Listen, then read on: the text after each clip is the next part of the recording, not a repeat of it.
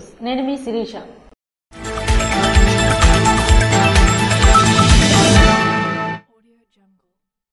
యోగాతోనే సంపూర్ణ ఆరోగ్యం లభిస్తుందని ఎమ్మెల్యే గుణశంకర్ తెలిపారు.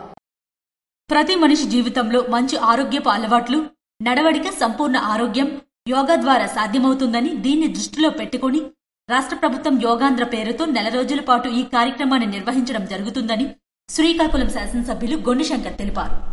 అరసవెల్లి శ్రీ సూర్యనారాయణ స్వామి దేవాలయం అనివెట్టి మండపంలో 11వ అంతర్జాతీయ యోగా దినోత్సవం పురస్కరించుకుని యోగాంధ్ర పేరుతో నెల రోజుల పాటు కార్యక్రమాలు నిర్వహించేందుకు బుధవారం ప్రారంభించారు. ఈ సందర్భంగా ఎమ్మెల్యే మాట్లాడుతూ యోగా ద్వారా ఆరోగ్యకరమైన వాతావరణం కల్పించడం జరుగుతుందని, మానసిక ఒత్తిడి తగ్గి మానసిక ఉల్లాసం కలుగుతాయని, అందువల్ల ప్రతి ఒక్కరూ ఈ కార్యక్రమంలో పాల్గొవాలని తెలిపారు. యోగా ఆంధ్ర కార్యక్రమం దాంట్లో భాగంగా ఈ రోజు కంట్రోల్ రైజర్ ప్రోగ్రామ్ గా నెల రోజుల ముందు నుండే గ్రామ స్థాయి నుండి జిల్లా కేంద్రం వరకు ప్రతి ఏరియాలో కూడా ఈ నెల రోజులు కార్యక్రమాన్ని జరపాలనే ఉద్దేశంతో ఈ రోజు రాష్ట్ర వ్యాప్తంగా ప్రారంభించడం జరిగింది.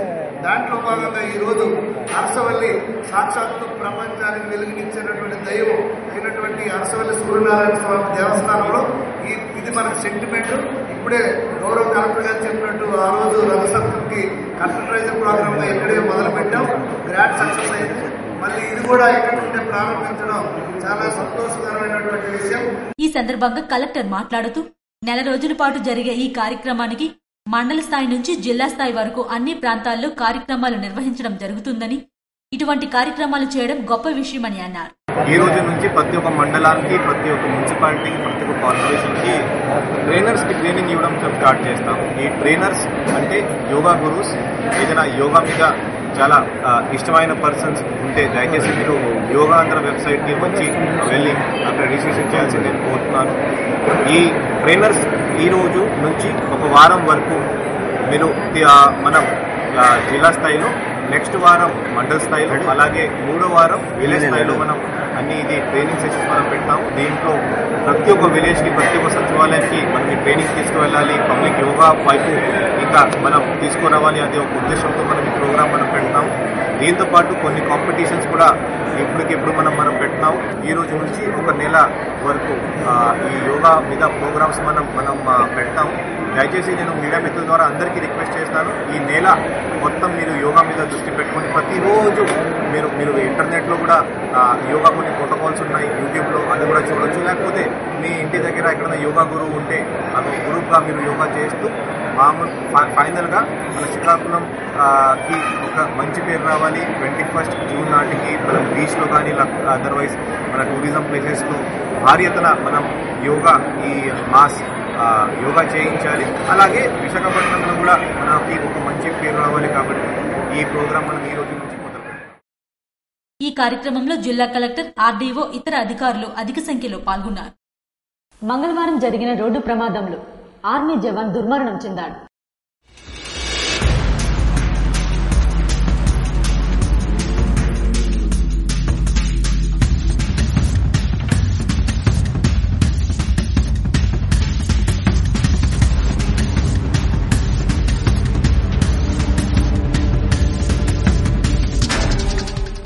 నరసన్నపేట మండలం సత్తివరం కోడలి వద్ద జరిగిన రోడ్డు ప్రమాదంలో ఆర్మీ జవాన్ దుర్మరణం చెందగా మరొకరు తీవ్రంగా గాయపడ్డారు. పోలీసులు, బంధువులు తెలిపిన వివరాల ప్రకారం నందిగాం మండలం పెంటూరు గ్రామానికి చెందిన పిన్నింటి దొరబాబు జమ్మూ కాశ్మీర్ లో విధులు నిర్వహిస్తున్నారు. ఇటీవల సోదరుడి కుమార్తె వివాహంలో పాల్గొనేందుకు స్వగ్రామం వచ్చారు. మంగళవారం ఆయన మామయ్య సనపల సీతారాంతో కలిసి ద్విచక్ర వాహనంపై శ్రీకాకుళం సమీపంలో గల గ్రామదేవత ఉత్సవాలకు వెళ్లారు. అక్కడి నుండి తిరిగి వస్తుండగా సత్యవరం కోడలి పైవంతెన వద్ద వాహనం అదుపు తప్పి గోడను ఢీకొట్టింది. ప్రమాదంలో దొరబాబు తలకు బలమైన గాయమై అక్కడికక్కడే మృతి చెందగా సీతారాం తీవ్రంగా గాయపడ్డారు. క్షతగాత్రుడిని స్థానికులు నరసన్నపేట ప్రభుత్వాసుపత్రిలో చేర్పించిన అనంతరం శ్రీకాకుళం తరలించారు. దొరబాబుకు భార్య కాంచన, 2 పిల్లలు ఉన్నారు.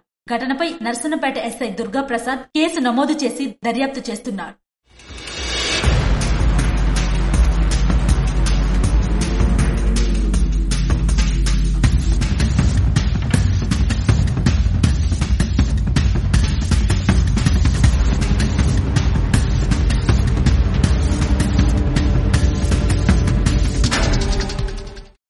ఉత్తరాంధ్ర జిల్లాలో మున్సిపల్ నగరాలు, పట్టణ అభివృద్ధి కార్యక్రమాలపై విస్తృత స్థాయి సమీక్ష జరిపారు.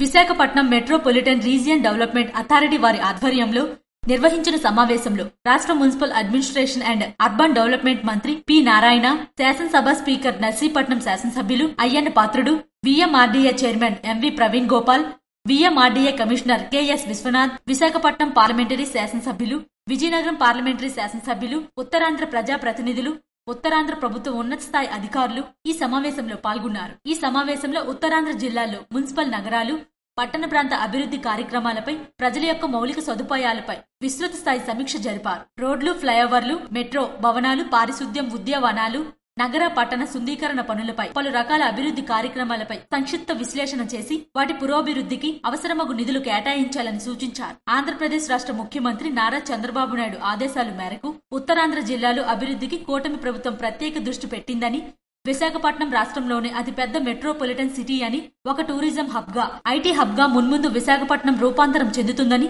మినిస్టర్ చెప్పుకొచ్చారు. ఎంపీ మాట్లాడుతూ, ప్రభుత్వం వచ్చి ఏడాది గడిచిన సందర్భంగా సీఎం ఆదేశాల మేరకు ఈ సమావేశం ఏర్పాటు చేయడం చాలా శుభపరిణామని, సీఎం ఉత్తరాంధ్ర జిల్లాల అభివృద్ధిపై ఒక ప్రత్యేకమైన శ్రద్ధ పెట్టినందుకు ధన్యవాదాలు తెలియజేశారు. ఉత్తరాంధ్ర జిల్లాల రోడ్స్, కనెక్టివిటీ డెవలప్మెంట్స్ కోసం మాట్లాడారు. విశాఖపట్నం మెట్రో డెవలప్మెంట్, ఇన్ఫ్రాస్ట్రక్చర్, త్రాగునీరు, ఇంటికో కొలాయి కొద్ది రోజుల్లో ప్రభుత్వం ఇస్తుందని తెలియజేశారు. లేబర్ కోడ్లు రద్దు చేయాలని సిఐటియు జిల్లా అధ్యక్షులు సిహెచ్ అమ్మన్నాయుడు ప్రభుత్వాన్ని డిమాండ్ చేశారు.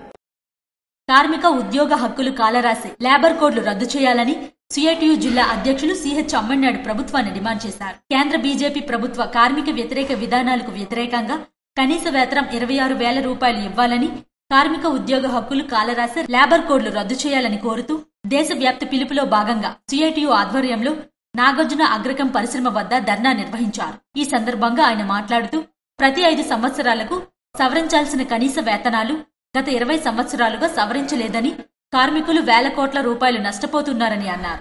ధరలు విపరీతంగా పెరిగిన నేపథ్యంలో కనీస వేతనం నెలకు 26,000గా నిర్ణయించి అమలు చేయాలని, కనీస పెన్షన్ 9,000 ఇవ్వాలని డిమాండ్ చేశారు. బ్రిటిష్ వాడప్పటి నుంచి కూడా దశాబ్దాల పాటు కార్మిక వర్గం అశేష త్యాగాలతో పోరాడి సాధించుకున్నటువంటి 44 కార్మిక చట్టాలను 4 లేబర్ కోడ్లుగా కేంద్ర బీజేపీ ప్రభుత్వం మార్చివేసింది.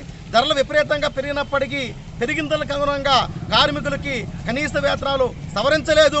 పెరిగిన ధరలు దృష్టిలో పెట్టుకుని 26,000 రూపాయలుగా కనీస వేతనం నిర్ణయించి అమలు చేయాలని చెప్పి డిమాండ్ చేస్తూ ఉన్నాం. ప్రజాధనంతో నిర్మించిన ప్రభుత్వ రంగ సంస్థల్ని కారు చౌకగా ప్రైవేటు వ్యక్తులకు కట్టబెట్టడానికి కేంద్ర బీజేపీ ప్రభుత్వం ప్రైవేటీకరణ వేగవంతం చేస్తూ ఉంది. ఇది సరైనది కాదు. అలాగే అంగన్వాడీ ఆశా స్కీమ్ వర్కర్ని ఈరోజు ప్రభుత్వ ఉద్యోగాలుగా గుర్తించకుండా ఈరోజు కనీస వేతనాలు ఇవ్వకుండా ఇబ్బందులు పాలు చేస్తుంది. అందుకని చెప్పి ఈ సమస్యలు పరిష్కరించాలని చెప్పి జూలై 9వ తేదీన దేశవ్యాప్త సమ్మెకు కూడా కేంద్ర కార్మిక సంఘాలు పిలుపునివ్వడం జరిగింది. జూలై 9న జరిగే దేశవ్యాప్త సమ్మెను యావత్తు కార్మిక వర్గం కూడా స్కీమ్ వర్కర్లు జయప్రదం చేయాలని చెప్పి కోరుతా ఉన్నాము. కార్మిక హక్కులు కాలు రాసే లేబర్ కోడ్లు రద్దు చేయాలని చెప్పి డిమాండ్ చేస్తూ ఉన్నాము. ప్రభుత్వ రంగ సంస్థలను పరిరక్షించాలని చెప్పి కోరుతా ఉన్నాము. లేని పక్షంలో భవిష్యత్తులో పెద్ద ఎత్తున పోరాడతామని చెప్పి తెలియజేస్తున్నాం. కేంద్ర బీజేపీ ప్రభుత్వం అదానీ అంబానీలకు దేశ సంపదను దోచిపెడుతూ కార్పొరేట్ అనుకూల విధానాలు అవలంబిస్తూ కార్మిక కర్షకులకు ద్రోహం చేస్తుందని, ప్రజలపై భారాలు వేస్తుందని అన్నారు. ఈ కార్యక్రమంలో యూనిట్ నాయకులు అంబడి సత్యనారాయణ, ఎల్ రామప్పుడు, ఎం రమణ, పి సుధాకర్ బాబు, కేదేశ్వరరావు తదితరులు పాల్గొన్నారు. నిరుద్యోగ యువతకు ఉద్యోగ కల్పనలో భాగంగా హెచ్ఎల్ నియోజకవర్గంలోని ఎన్ఈఆర్ స్కూల్ ఆఫ్ ఎక్సలెన్స్ ఆవరణలో మెగా జాబ్ మేళా నిర్వహించారు. రాష్ట్ర ముఖ్యమంత్రి నారా చంద్రబాబు నాయుడు రాష్ట్రంలోని అన్ని నియోజకవర్గాల్లో జాబ్ మేళా నిర్వహించాలని ఇచ్చిన ఆదేశాల మేరకు రాష్ట్ర నైపుణ్యాభివృద్ధి సంస్థ వారి ఆధ్వర్యంలో నిరుద్యోగ యువతకు ఉద్యోగ కల్పనలో భాగంగా హెచ్ఎల్ అసెంబ్లీ నియోజకవర్గానికి సంబంధించి రాష్ట్రంలోని ఎన్ఈఆర్ స్కూల్ ఆఫ్ ఎక్సలెన్స్ ఆవరణలో మెగా జాబ్ మేళా నిర్వహించారు. ఈ మెగా జాబ్ మేళకి 21 ప్రైవేట్ సంస్థల ప్రతినిధులు హాజరయ్యి ఇంటర్వ్యూలు నిర్వహించారు. దీనిలో 781 మంది ఇంటర్వ్యూలకు హాజరు కాగా అందులో 302 మంది వివిధ కంపెనీల్లో ఎంపిక అయ్యారు. ఈ కార్యక్రమానికి ముఖ్య అతిథిగా విచ్చేసిన శాసనసభ్యులు నడుకుదుటి ఈశ్వరరావు మాట్లాడుతూ, జాబ్ మేళకి హాజరైన ప్రతి నిరుద్యోగ యువత ఈ ఉద్యోగ అవకాశాన్ని సద్వినియోగపరచుకోవాలని ఆకాంక్షించారు. చదువుకున్న ప్రతి విద్యార్థికి లేదా చదువు ఆపేసిన స్టూడెంట్ కూడా స్కిల్ డెవలప్మెంట్ చేసి ప్రతి వ్యక్తికి కూడా ఉపాధి అవకాశాలు కల్పించాలన్నది ఆయన మొదటి ప్రాధాన్యత. అందులో భాగంగానే ఈరోజు ప్రతి కాన్స్టిట్యున్సీలో కూడా జాబ్ మేళాలు నిర్వహించి స్కిల్ డెవలప్మెంట్ ఆధ్వర్యంలో, స్టేట్ స్కిల్ డెవలప్మెంట్ ఆధ్వర్యంలో జాబ్ మేళాలు నిర్వహించి జాబ్ మేళాకి వచ్చిన ఉద్యోగస్తులు నిరుద్యోగులందరికీ కూడా ఉద్యోగాలు కల్పించాలన్నది ఆయన ఆశయం.